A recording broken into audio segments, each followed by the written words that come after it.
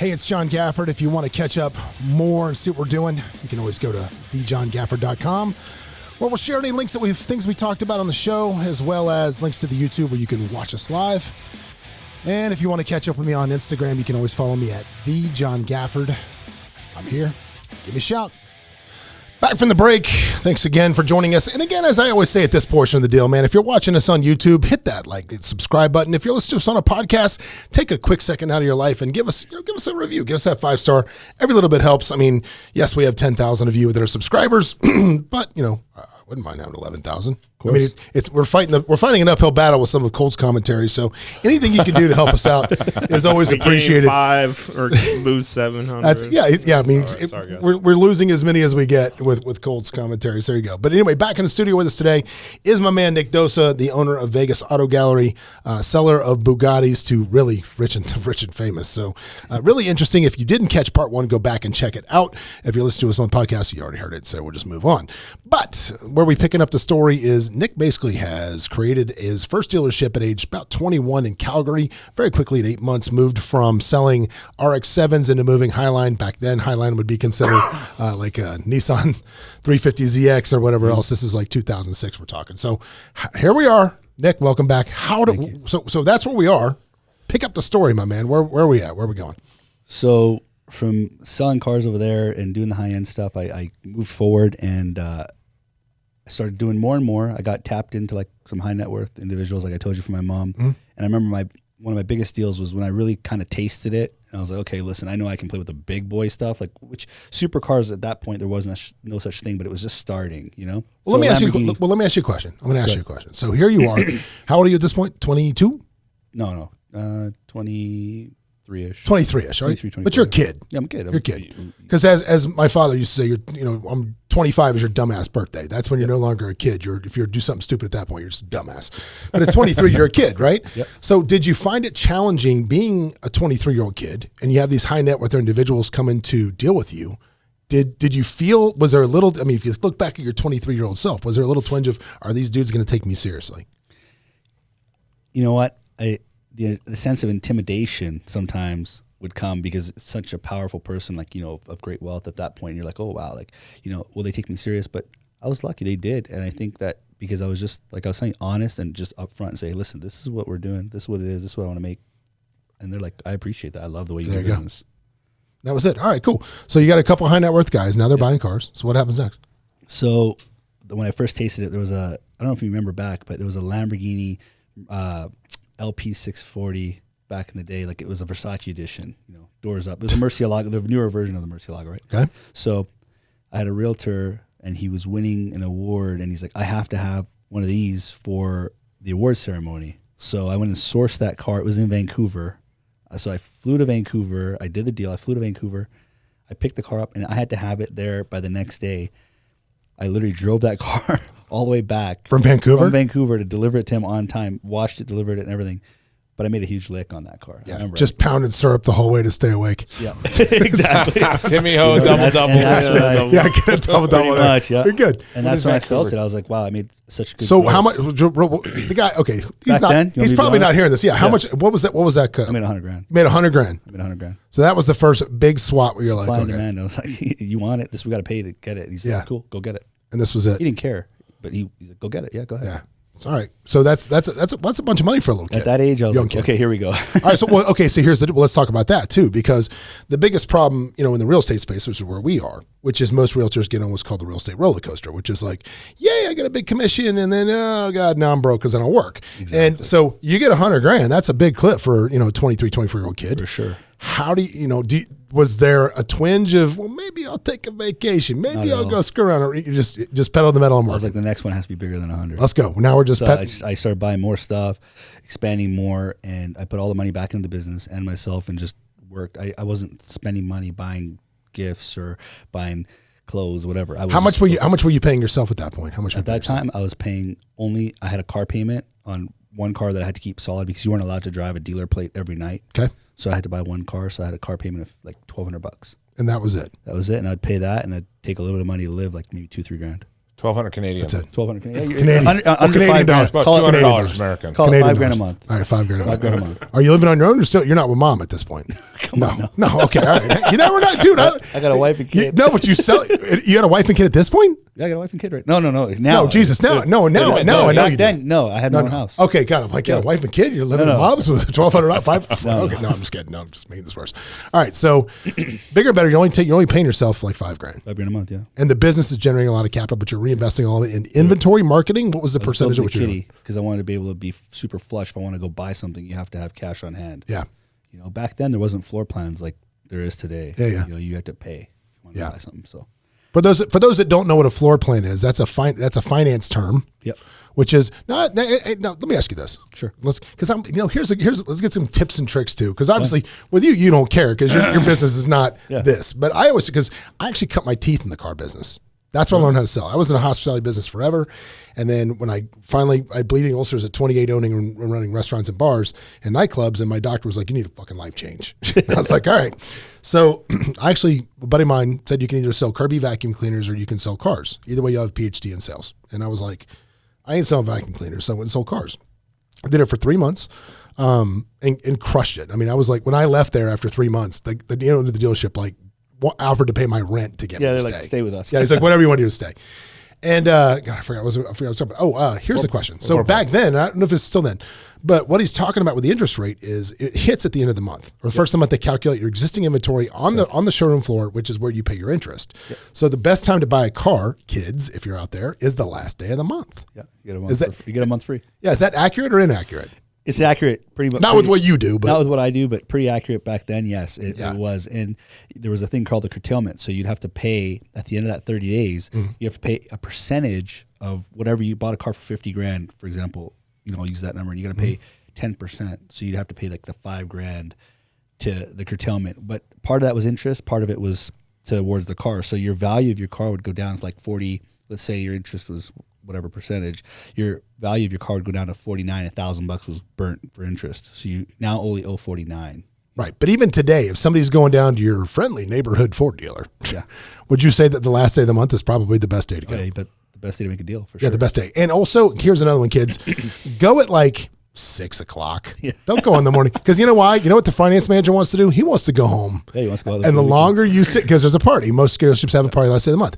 And if you go at 6 o'clock and that finance manager's sitting there while you're grinding over nothing, I mean, and get up and walk out like 3 times. I mean, I love buying lower end cars because I think it's funny. It's becoming less fun because now it's like emailed internet price. They just drop their pants and that's it. And there's like, okay, well, Jesus, that was uneventful. Right. The market's changed. Yeah, the market's definitely changed. It was much more fun. Anyway, so now you got your cars moving. You got you're building the kitty so you can buy the big stuff. Yeah. So I started going to auctions, and then there was a local dealer there. I still remember his name, Steve Iskovich. He had the Mercedes store, the Volkswagen store, Saab at the time. So a bunch of like franchise stores, and he was the biggest. Did those guys look down their nose at you a little bit? I'll tell you the story. This All right, is cool. crazy. I like this. So I'd go to the auction, and I used to call him like Steve with his henchmen. He'd walk into the auction with 5 guys from all his managers. They'd all be wearing black trench coats. I'm painting the picture for you. It's cold outside in Canada. Dusters. They walk in. They're all holding clipboards, and they walk into the lanes, and one will each go to the lane, and a few of them will stand beside the owner, Steve. Yeah. And so I'd be in the lane bidding on a car. I remember there's a Range Rover. It was a 06 Range Rover Sport. That's when they first came out. Mm-hmm. And I was bidding on this car, and bidding. He's like bidding against me. He owns a Land Rover store. Like he wants that car. I'm like, keep going. I end up owning it. He walks over and he's like, who the fuck are you? Sorry. No, you're fine. You're fine. I'm like, so-and-so. He's like, Dossa. He's like, I know that name. I'm like, yeah, my mom's Sharon. He's like, come see me tomorrow. I'm going to have my assistant call you. What's your phone number? Takes my number. You got summoned. I got summoned. Okay. All right. So he's like, so I go to his office the next day. Actually, 2 days later. It was on a Friday, and I went to his office on a Monday, I remember. And so he's like, sit with me. So we start chatting. I walk in this big building. He's like, so let me ask you a question. What are you doing? I'm like, what do you mean? He's like, well, you sold a property on the wrong territory and didn't pay a tribute. I'm going to make you, I guess, an offer's coming right now. Don't make me call the 5 dusters in. So he's like, Undertakers. He's like, what are you doing? I'm like, buying cars. He's like, well, I'm the biggest game in town. Like, and you're bidding against me. Yeah. Like, dude, that's balls. He's like, you got big balls, kid. Oh, yeah. I said, yeah, well, I mean, if I have it, I can't sell off empty shelves. Right. He's like, okay. He's like, how much inventory you have? So I give him the number at the time. I remember he calls his assistant. He says, Sheila, come over here. So his assistant walks in the office. She's like, let's gather all these numbers and write him a check. Let's write him a check. Kid, you're going to come buy for me. So what about my lease? He's like, well, I own the building you're in. Oh, God. So now all of a sudden it's gone from... he's like, I own the building you're in, so don't worry about your lease. Yeah. Oh, my God. Fair enough. It was, I mean, you probably remember him, actually, from back in the day. He owns Hyatt Mercedes. Who was it? Steve Iskovich. Steve It was a Iskovich. big deal. Big deal. In town. Yeah, there was, Yeah. Super friendly guy. Well, no, he was. He was Canadian. actually a great guy. Yeah, they're all Canadian. There you go. And so, I mean, okay, is there such thing as, can you get threatened by a Canadian guy? It's like, oh, jeepers, we're going to have to you know what? If you don't snap in the line, we're going to have a pillow fight. I'm just telling you right now. I might tickle you. I don't want to point out the obvious, but Brett hit Hitman hard. Okay, the hitman. All right. Calgary, Okay, so- that's right. Yeah, All yeah, right. Yeah, okay. But Prone to violence. I'll give it to you. Okay. All right. So, do you go work for him? yeah, I started buying cars for him. For all his stores, and I was helping manage his Mercedes store. I was like working there at the Mercedes. That's my While office you were was there. keeping your dealership, No, you had to let it done go. when he took me out. So, and it was a decision I made at the time because the money was so good. I was like, he basically bought me out, and I was flush. So Yeah. I was like, and I had no non-compete. So I was like, okay, cool. Let me do this for a bit, make more connections, get better dialed in, learn the franchise side of things. Being a used car dealer is one thing. Being a franchise dealer is a whole different ballgame. deal. And that's what my passion was. Like once I was in the car business, like, I want to be a franchise store. I want to have a franchise. So let's look at the lesson from that, kids. You want to fast track your career. You want to get something. You want to get knowledge. Get a mentor. I mean, don't go out and try to figure it out yourself, man. Banging your head against the wall. This is a dude that took a step backwards to take 5 steps forwards. Which is again, this is why if you're thinking about getting into real estate, Join a team. Join a team, man. Leave the ego at the door. Get involved with somebody that's going to mentor you and make an investment in you every day. I love that. So you're working for this guy. Back to you. Yeah, I had open checkbooks. I was buying cars for his Volkswagen store, his Mercedes store, his Saab store. So I was basically doing all the buying for him. So I got really good connections all across the country at that point because we're buying from Toronto, Vancouver, Edmonton, like all these places. You don't just buy from one city. You gotta spread your wings. Did you get to Windsor a lot? No, I never. Love Windsor. Windsor's a great place. But then I got a curveball. I got a crazy curveball. What was that? So my mom was coming back and forth from Vegas at the time. And my brother moved here, and What'd your brother do here? my brother was out here, and he opened actually a wig store. He was supplying all the hair to all the shows, like basically all the shows out here. So he bought an existing business because he wanted to move out here. So that was his way in to get What kind of visa did you guys get? H-1B? E2, I think at the time. E2, got it. Yeah. Colt's on an HIV visa. There's just so people know that there are ways to immigrate, but they're difficult. Yeah, Like very, E2 and E5, Get like rid there's of different that programs. HIV visa. They're still super difficult. They're very difficult. I would hijack it, but I want to hear his Vegas story. No, it's fine. I thought that was a good. Sorry, I thought it was a good time to bring up where you asked if you could catch HIV twice. I thought that my was a point good is time. like Magic's clear of HIV now, right? Like he tests his. Yes, he is clear. he? Yeah, I like think he's his pretty load, much his viral toast. load is below the amount the threshold. that's detectable. But if you Curious. could get rid of it, could you get HIV twice? Man, probably. It's the same as coronavirus. So this was at the time, by the way, I knew a lot of Canadians that were driving to America, coming to the United States because cars were so cheap. The dollar at that point was almost at parity or something. Yeah, it was at parity, yeah. It was a parity. So in 2006. So cars in the United States were a fraction of the price they were in Canada. So did you ever have any of that where you were doing the international I was buying arbitrage? stuff back and forth from here all the time. Like But from in the United States, yeah, I would right? buy stuff from here and bring it to Canada. Everybody was doing that because you could sell a car for 30% And be done. more. And be done. How long did you work for the guy? A few years. Few years. Yeah, a few years. So at what point do you decide to break away from him? So my mom was, like I was saying, she's coming back and forth from over here, and she got sick. Like she had a little bit of health issues, and every time she was in Vegas, like she'd be at good health, like she'd be able to walk nice, and the weather over here. Yeah, you no know, humidity, buddy. So not to dampen it, but she had got diagnosed with congestive heart failure. So over here, the heat and the altitude really helps. What's better for her? So she's here. I get a phone call from my brother. He's like, "Hey, listen, you need to come now. Like, mom's not doing good." I'm like, Yeah. "Oh, shit. You know what I mean? Like, and I already have one parent. My Yeah, mom's I know. Yeah. I literally told Steve, "Hey, I have to go." Like, he's like, "Go ahead." So I left the office. I drove home, grabbed my bag, came here. I grabbed a duffel bag. I was in such a rush to catch that flight. I was here for 6 months. On a duffel bag. I went to Nordstrom's. I had to buy everything all over again. So I you was get here for 6 months. So you're taking care of you're dealing with your mom's health issues for 6 months. So I came here and I was looking around, and I eventually brought one of the cars that I had from over there up here, and I was driving that around, and I was like, dude, like I'm looking at the prices here. I'm like, what's going on? Yeah. And there was only one dealer. I won't say who it is, but there was one dealer in town. I went there. I'm like, hey, I want to trade this in. I want to buy this, And like, oh yeah, we'll give you like 25K. I'm like, 25K? Yeah. There are only people in town. 07 Bentley. You want to give me 25 grand? Oh wow. I'm like, and we're like 2012 at the time. You got an 07 Bentley, don't you, Chris? No. No. What year is it? Oh, 08. You have an 08 Bentley. I knew you had do one the of math, them. right? 2012 to 2007. It's not that old. Like, No, it's not. like, we'll give you 25K. It's a Canadian car. Blah blah blah. Actually, no, it's a ex-US car, but it's okay. Okay, so this question's coming now. So what's wrong with Canadian cars? Nothing. People just there's a stigmatism on it. It's like But it's they have a bargaining different. tool. Yeah, you got to swap out the kilometers and miles sometimes. Depends. It's a bargaining tool. Got it. Got it. Okay. They were the You need first to ones to tag have the daylight running on the trucks and stuff. Now it's just a flick of a button. Back then you had to wire them. Yeah. So I'll fast forward it for you a little bit more. So I'm out here. I look at these numbers. I'm like, okay, cool. So I go look in LA, and the guy's like, yeah, we'll give you like 60K. I'm like, perfect, done. So you're Traded the like, car in LA. I'm like, okay, hang on a second. there's So a little gap in the market here. I started doing some research. I was like, wait a minute. So I started buying and flipping cars here. So I had to go back to Canada. So what research did you do? What were you looking I was at? looking on, at this time, like online had kind of started, Mm-hmm. So I'm looking online, looking at Auto Trader, looking at prices here versus LA. And I'm like, okay, cool. So I'd go buy a car from another state and I'd bring it here and I'd ask like 20 grand more for it. And I was like, wait a minute. Yeah, I'm getting this. I'm getting it. And I was like, it wasn't like hard. It was easy.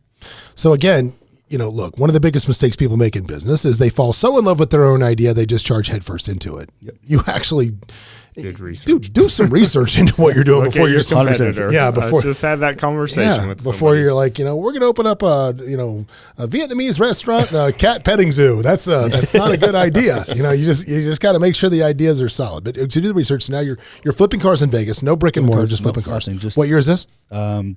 This is 2013, 14-ish now, 13, 14. Okay. Kind of the end of 13 and 14. Right.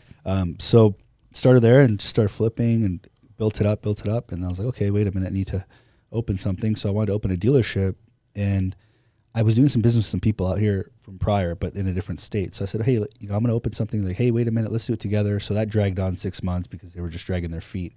I said, okay, cool. But see, my credit didn't get recognized in the U.S. They don't care if you have an 800 credit score over there. You have zero. I started at 0 too. Yeah, and it's tough, man. Like to build. Think about credit for a second. To build a credit card, to build any credit from scratch Takes right now. forever. How are you doing that? Yeah, you're getting secured credit cards, and Your bank, $500. yeah, the $500. and you're getting a high interest car loan on something, and you're paying it down to $1, and hopefully instantly, and making it go. But that's I partnered with this other dealer that I was doing business with. I won't say who they are, and we opened a store together. So I put the capital up, and they brought a line of credit because we want to buy cars, right? So what was the split on that?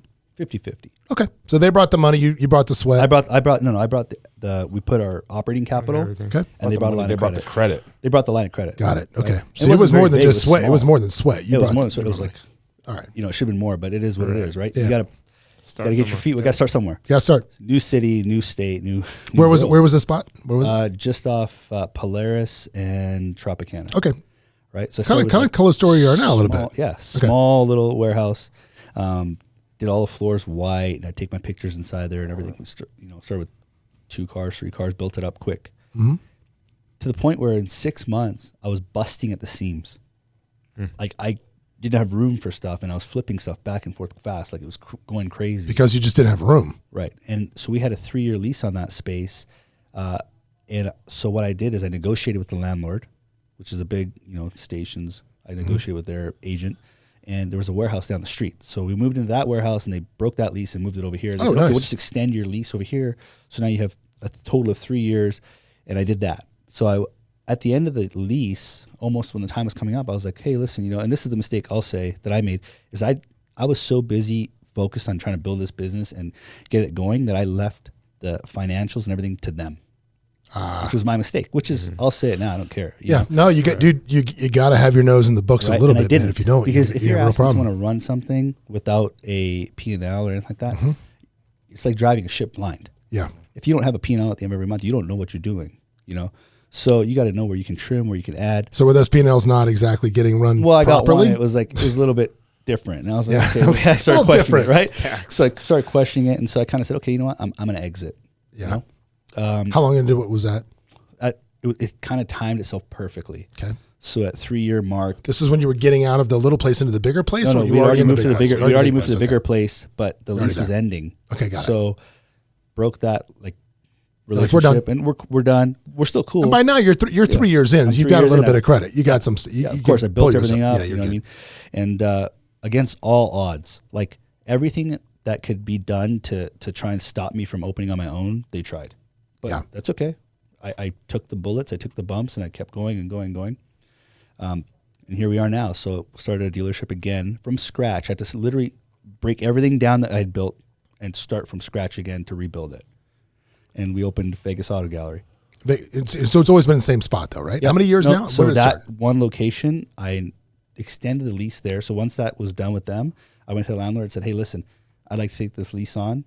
Would you sign me Is for that 3 years? are you in the same spot you were with the original spot? I have that one building where like now we do the photos and Oh, stuff. yeah, yeah, yeah. That was the original. There's like Oh, three, wow. three of them now, though, right? You have 3 But buildings. now we have Oh, wow. 55,000 square feet. No, but the point was that you were just at the end of your rope there, and you were just like, "Hey, would you let me have it by myself?" Yeah. And I mean, think about it. I had Well, no, I had no line. I had Yeah. operating capital. Yeah. Crazy. But that was it. And that was it. I had to go start all over. So it was like ground level start over again. Like And you get that up and running again. got that up and running. How long broken before? down. How long before it was profitable when you go again? How long? You wouldn't believe if I told you. I'm going to guess you were profitable in 90 days. I was profitable my first month. I love it. Well, there's another lesson, kids. Lead with revenue, because again, if you scale properly and you do things the way you're supposed to, man, you can be profitable the first month. One of the things that I'm very proud about the businesses and all the JVs we built is we've never done an additional cash call on any of the JVs we have. Like we do a JV at the front, we say this is what it's going to cost to get it open, and then the thing is self-sufficient from there on out. That's it. Never again. And I think that is the key. Like, again, man, in some things take time. Some things do, but some people wait too long to pull the plug on a bad idea. They do. You got to stop the bleeding if it's bad. Yeah, you have You got to. to end it. You That's gotta- what people don't realize. Yeah. They're putting good money behind bad. Oh I my see that God, all the time. throwing it down a hole, Yeah, and they're it's just exactly it. I mean, I'm sure you, just like me, you get pitched ideas all the time. People are like, All day. "I got this great business, man. You should come in as a partner. It's gonna be awesome." How long you been open? A year. How much money have you made? None. But yo, bro, we're right there to turn the You know corner. what my first red flag is? What's I get that? pitched ideas all the time, and people are like, "Oh, so this is my idea, and this is what I'm going to pay myself." No, dude. Red flag. I'm out. No. Yeah. First of all, I don't pay. Are you on a salary at all? Yeah, like me myself. Yeah. Now I am. No, I'm not. No, like what do you mean when it's? Well, no. My individual corporation, I take a nominal. I take the taxman advised salary for what I do, so I pay my stuff. He takes a fair market Fair salary, market salary, yeah, for what he's advised doing. by taxing for what it is. But when it comes to our businesses, like Simply Vegas or Clear Title, Streamline, I'm not on any type of a salary from any of those companies. same. We just own them, and that's how it is. Yep. You have to with your own. You have to because you have to pay your Medicare and you have to pay your unemployment. You have to Yeah, pay into you're on your there. Social Security. Whatever my people, accountant just says, I take just take. Exactly. That's the number. That's my number. He's like, That's you're what I'm taking paying. this, and this is it. Yeah, that's Cool. what all I'm I paid. need. which is fair, right? Yeah, that's it. Yeah, thanks, counselor. anyway, so you built this up too. I mean, okay, so obviously you're doing Highline cars, Yep. right? So the Bugattis are the most expensive thing you've bought, right? Yeah, for sure. That's it. No, I've sold McLaren P1s, Bugattis, Paganis, Carrera GTs, 918s. You name What's it. it like the first time you pull the trigger on a $2 million car? What's that like? You shake. Yeah. You shake. Okay, if I don't sell this thing, I got to sit on it. I mean, it's probably the same as when we buy a $2 million house, you're like, this thing's got to be gone in like 6-7 months. See, back in the day, the mentality was everything's dropping, right? When you're buying a car, you're like, okay, cool. What is my exit so I'm not getting smoked on the way out? Now it's different. Like for the last 2 years, people have been spoiled. They're like, oh, I buy a car, I made 20 grand. Right. You know what I mean? Well, I mean, honestly, somebody asked me this, what's with the car that I bought yesterday? I said, look, my money in the bank is getting squeezed like a mother trucker. I'm trying to put it into some sort of an asset that I think will actually grow. Yep. And I think that the rarity of that car, I'm hoping That car's happens. super rare. Why don't you tell them what you got? Nah, it's all right. they'll see. If you follow me on Instagram, you want to see my car. Because yesterday I'm trying to do a commercial for Nick. I got 2 Golden Knights sitting in my car. And I'm like, hey, as we go along. It's pretty funny. What's the weirdest story you've ever had with someone? Like, there's got to be someone that did the same thing as the realtor, right? Like, I need a car tomorrow. It's got to be this type of deal. You get weird stuff still in Vegas, like, or do you get lotto or people not lotto, but people hitting jackpots coming over? Oh yeah, we've had jackpot people buyers come in with like 600,000-700,000. They just won and said, "I want to buy a car." in cash. I'm done. Yeah. I'm doing I'm ready to buy. Like, and they bought like 2 cars in one go. But I think that. Okay, here's the thing though. With you though, man, and this is really, that was obviously some great lessons along the way with getting you open and getting you to do that. But with you, what I find is really unique around your business is you've created a culture around your business that you have these high net worth guys that it's almost like a club. They literally just come hang out at your spot. Yeah, they just come hang out. So, talk about that and talk about what you've done to make that happen and make that a reality in your business. Most dealerships are stuffy, right? Like when you walk in, you're like, "Hey, can I help you? Can I help you?" People walk in like, "Hey, if you need questions, feel free to ask." And we'll leave the person alone. They'll walk around, they'll hang out. And so these guys will come and they'll go play golf. I have a full driving range in there. I have a ping pong table. Yeah. They come and hang out. They'll have a drink and relax. And they just kind of want to hang out because there's music playing and it's just the atmosphere, right? And they joke around with us. You create relationships. Like what we were saying, your relationships are your net worth. Yeah. Really. So they want to just hang out there. Or they go to the other location on Sahara. Like since then I've expanded to Sahara. I have another building. Oh, I didn't know you had another one over there. Yeah, so I have a location on Sahara. It was kind of a crazy story. So this building came up, and it was beside my only competitor in town. Okay. And the chance of that happening, Slim and none. right? I was like, okay, So wait a minute. How big of a sign can I put up? That's the only That's question I need to know. exactly At it. least just how So big can we the just sign be? Took the building, and now I'm filled that thing up, and I got 5 times the amount of inventory that they have. And you're right there. I'm next door. Yeah, they're not that large, right? No. Well, I think I just like yesterday, man. When I was sitting, when I was sitting there, and up comes Carlson and who else was there? Coughlin.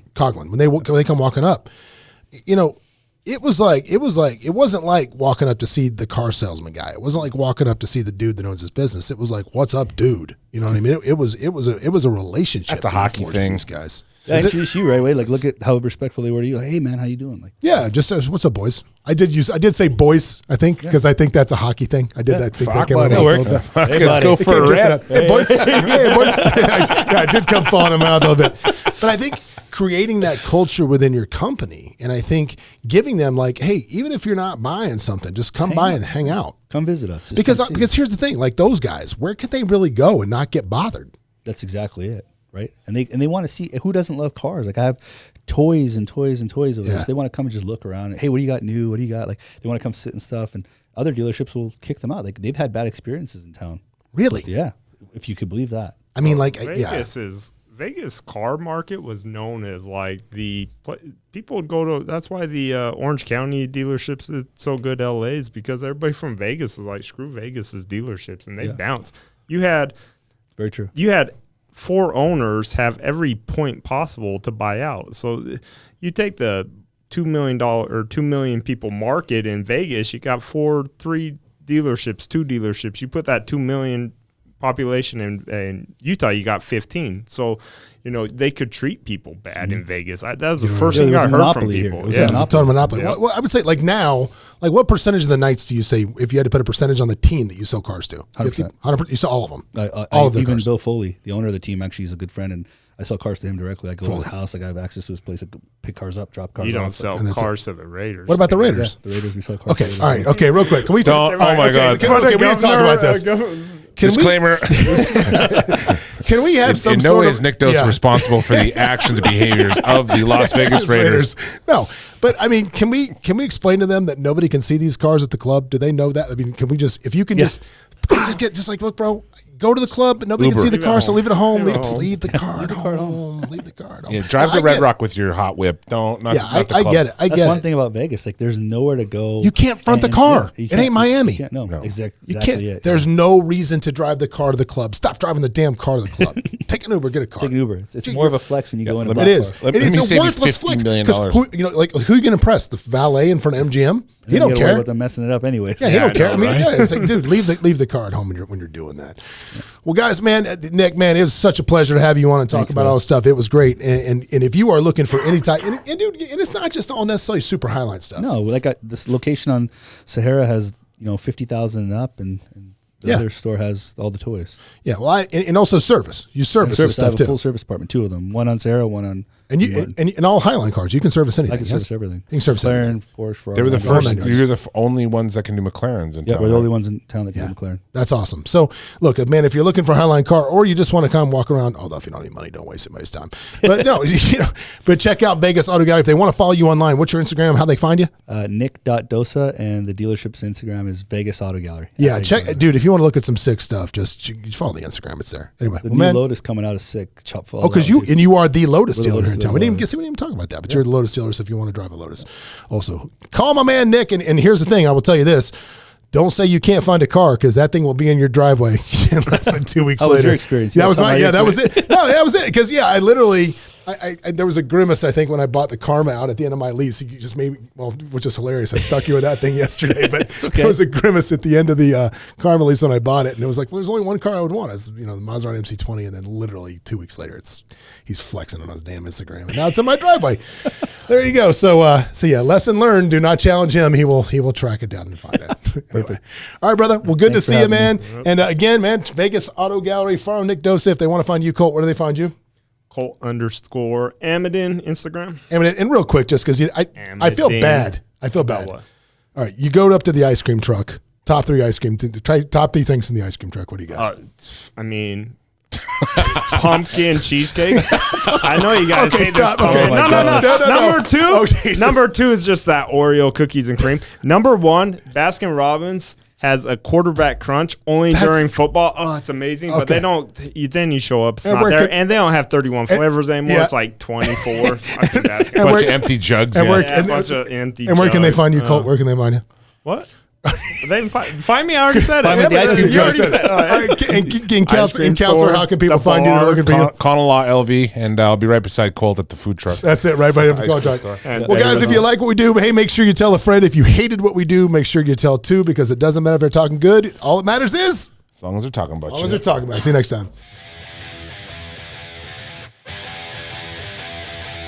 Hey, it's John Gafford. If you want to catch up more and see what we're doing, you can always go to thejohngafford.com, where we'll share any links things we talked about on the show, as well as links to the YouTube where you can watch us live.